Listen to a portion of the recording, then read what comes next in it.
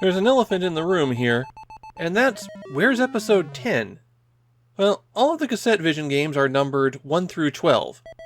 However, Game 10, Grand Champion, had a major bug that they discovered after it was already in production.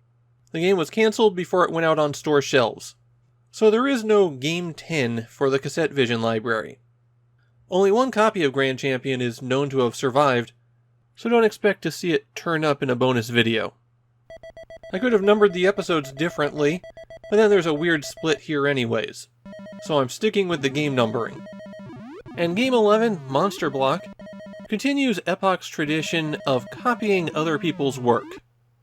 This time out, they are borrowing heavily from Sega's Pengo, a game all about smashing monsters with sliding blocks. And that's how Monster Block works.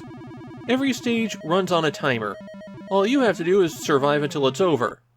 Monsters will spawn in regularly, and there's always at least one, and if you walk into a block, you'll push it.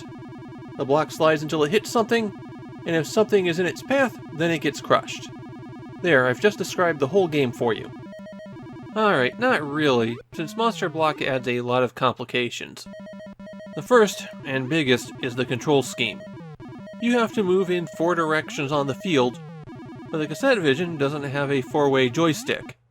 Monster Block uses the same control scheme as Pac-Pac Monster, where the buttons on the left-hand side, push 1 and push 2, move you left and right, while push 3 and push 4 on the right-hand side move you up and down.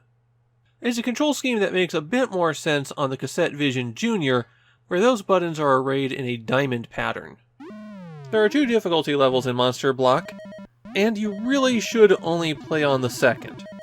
The default difficulty level only has 1 monster at a time, and it doesn't even have the more aggressive style of monster. So play on difficulty 2.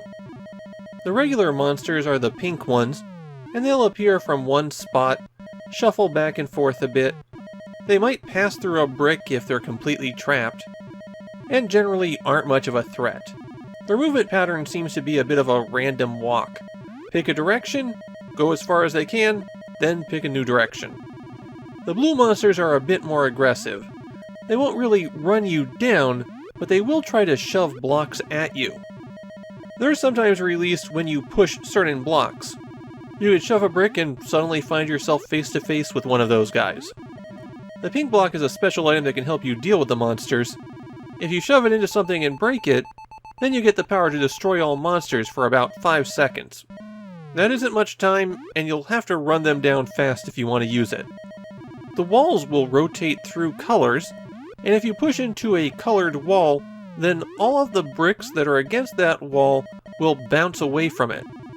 It's a way to prevent the playfield from getting trapped. The color will also change to red when you're approaching the end of the round. And speaking of approaching the end of the round, that brings me to the scoring system.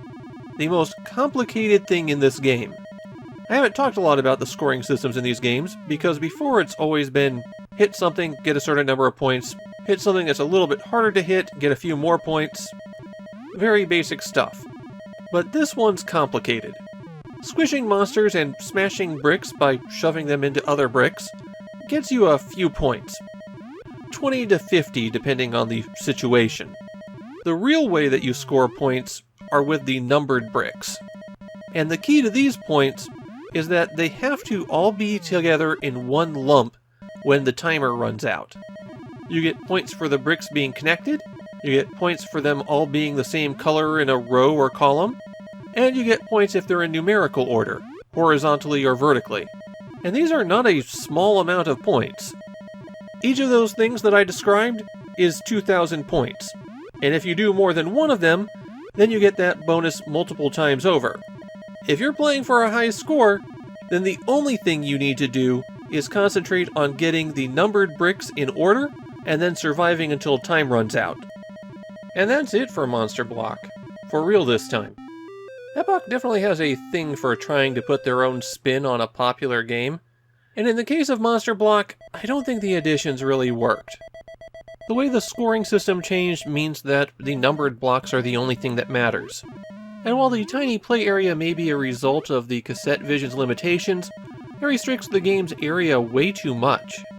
There's no space for maneuvering or shoving bricks around a huge area.